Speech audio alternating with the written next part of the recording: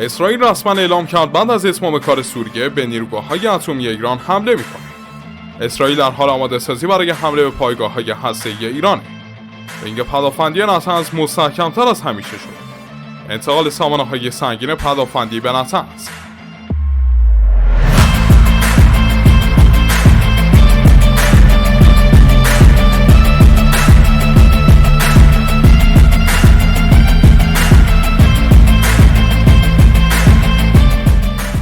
سلام عرض ادب خدمت همراهان عزیز چنل جنگاور. خیلی خوش اومدید به یه ویدیو دیگه از چنل خودتون. امروز اینجاییم تا به جدیدترین تحولات پدافندی ایران نگاهی داشته باشیم. به تازگی شبکه کان عبری اسرائیل در خبری فوری اعلام کرده که پس از سقوط سوریه به دنبال حمله به زیرساخت‌های نظامی و هسته‌ای ایرانه. بر اساس تصاویر ماهواره‌ای هم ایران آماده دفاع حداکثری از خودش شده.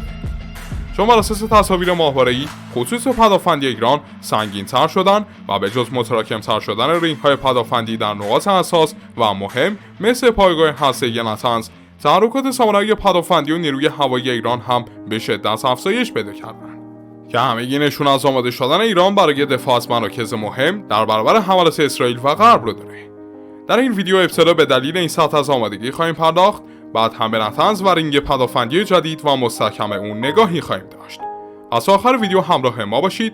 فقط قبل از شروع لایک و کامنت یادتون نره، چون به تیم جنگاور انرژی میده و ما رو به دوستان خودتون معرفی کنید.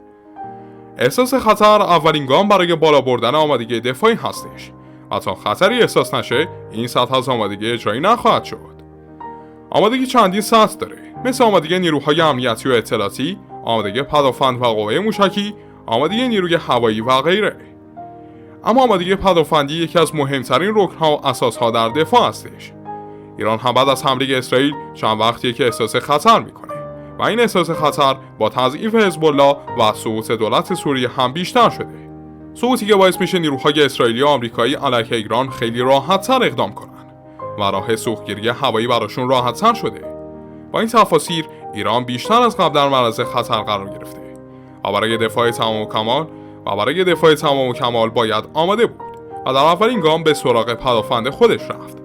بعد از حمله اسرائیل رینگ‌های پدافندی شروع به تغییر مکان و تغییر استراتژی برای درگیری کردند و نتنز هم از این حرکت به دور نبود و رینگ پدافندیش مستحکم‌تر از قبل شد. رینگی که دیگه 300 به دلیل عدم کارایی در اون جا نداره و جای خودش رو به پدافندهای بومی ایرانی مثل 15 خرداد، پدافند طبس و 3 خرداد، مرصاد 16 و تعداد انبوهی تور M1 و دسفول داده. رینگ مستحکم کم پدافند میانبرد در اون قرار داره، هم کوتاه برد که میتونید داخل تصویر روبرو همه اونها رو ببینید. تمام تصاویر ماهواره‌ای پس از سلسله عملیات‌های وعده صادق و حملات هوایی متقابل اسرائیل حاکی از تغییر در آرایش استقرار سیستم‌های پدافندی ایران. اما فقط آتشبارهای پدافندی نبودن که وارد نتنز شدن.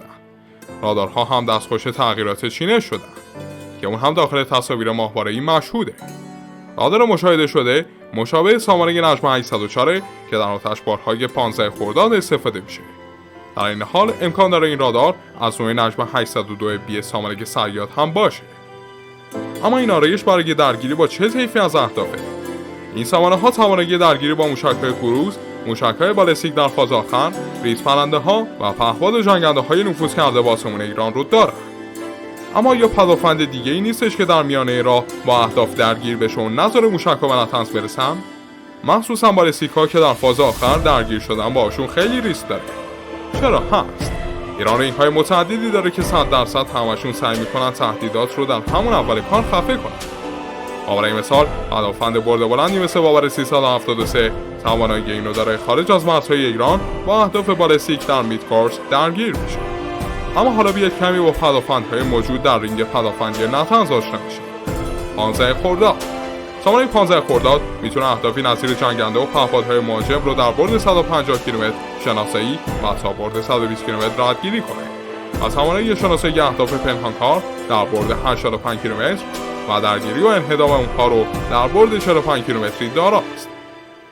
سامانه پدافند هوایی 15 خرداد قادره تا 6 هدف رو به طور همزمان شناسایی و ردگیری کنه و علیه 6 هدف عملیات شلیک و انهدام رو انجام بده.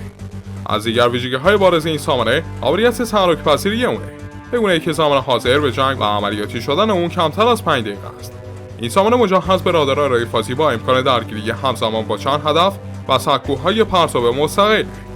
یکی از مزیت‌های خوب این سامانه امکان لود و استفاده از دو نوع موشک مختلف با بردهای مختلف در یک پرتابگره، به طوری که همزمان توان لود و پرتاب موشک صیاد 2 با برد 75 کیلومتر و صیاد 3 با برد 120 کیلومتری را داراست. استفاده از چند نوع مهمات از یک سامانه باعث صرفه‌جویی در هزینه‌ها میشه. یعنی شما میتونید بسته به نوع تهدیدات و همچنین امکان کشف و رهگیری در فاصله مشخص از مهمات خاصی استفاده کنید. یک رادار جدید دیگر با نام جوشن نیز برای این سامانه تست شده که در آزمایشی در سال 1400 دیده شده. این سامانه توانایی درگیری موثر با اهداف هوایی با قابلیت‌های آفندی بالا مانند هواپیماهای شناسایی، بمب‌افکن‌ها و جنگنده‌های تاکتیکی را داراست. این سامانه همچنین توانایی کشف و درگیری اهداف کروز در ناحیه کشندگی سامانه سلاح را داراست.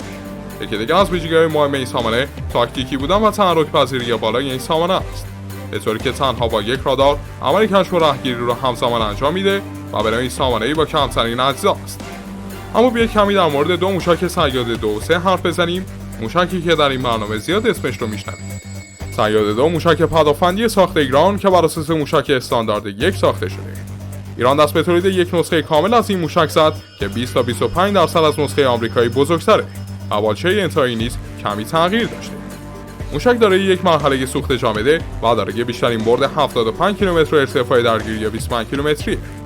موشک دارای سامانه هدایت رادار فعال در کنار سامانه غیر فعاله که از این رو جنگ الکترونیک تاثیرگذاری کمتری روی اون داره. موشک دارای لانچر پرتابی مشابه پاتریوت آمریکایی که در سیروهای 2 و 4 تایی دیده شده که برای یک کامیون نصب هستند. موشک صیاد 3 موشک با سوخت جامد و برخورداری از هدایت ترکیبی دارای برد 120 کیلومتر و ارتفاع درگیری 27 کیلومتریه. از لحاظ بدنه و ظاهر شبیه به خانوادگی استاندارد و بالهای انتهایی نیز شبیه به موشک پاتریوته. این موشک پرکننده فاصله موشک‌های برد بلندی مثل 300 و باور 373 با سوم خرداده. در مورد سرعت این موشک اطلاعاتی در دسترس نیست، ولی گمان میره با توجه به ابعاد که تقریبا هم اندازه صیاد 2 ولی برد 45 کیلومتر بیشتره و داره یه پیشرفت جدیدی باشه که سرعتی تا 4 ماه برای اون میشه متصور شد.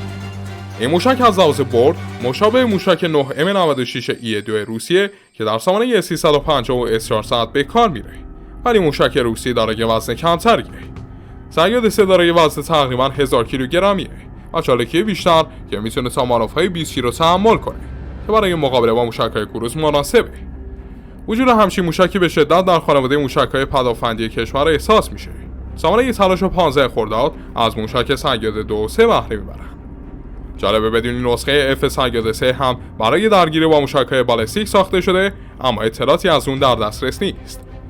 اما سامانه 3 خرداد. حالا برسیم به سامانه 3 خرداد، یکی از مهمترین کیلمارک‌های دنیا رو داره، یعنی پهپاد نورفروک گرومن آرکیو فار گلوبال هاوک. این سامانه دارای رادار آرای فازی با 1700 المانه. البته توانایی لینک شدن با سامانه‌های راداری برد بلند رو هم داره. این سامانه از دو موشک پدافندی تایر 2 و 3 پشتیبانی میکنه.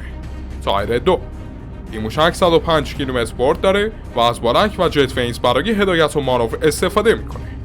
جالب بدونید این سامانه میتونه از موشک‌های صیاد هم استفاده بکنه. اما پدافند مرصاد 16 پدافندی که کمتر بهش پرداخته شده. برای بهبود قابلیت‌های تاکتیکی سامانه مرصاد 16 تمام اجزای اون از جمله رادار کاوش و رادار هادی به صورت متحرک در اومده و در پشت کامیون نصب شدن. رادار کاوش از آنتن 3 تکه لولا شده و هم استفاده میکنه که برای شرایط حرکت دو قسمت جانبی اون روی طرفین خودرو قرار گرفته و با اشغال فضای کم به صورت جمع شده قرار میگیرن.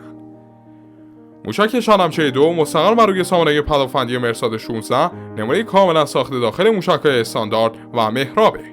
سامانه‌های هدایت، کنترل و ناوبری توسعه یافته برای آخرین نمونه‌های موشک شنمچه 1 و برخی پیشرفت‌های سایر موشک‌های پدافند هوایی بومی که با جدیدترین فناوری‌های الکترونیک دیجیتال در داخل کشور ساخته شدن، در موشک شنمچه 2 مورد استفاده قرار گرفته.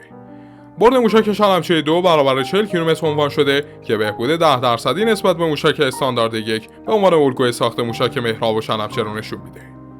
تا اینجای کار در مورد سامانه‌های میان برد حرف زدیم.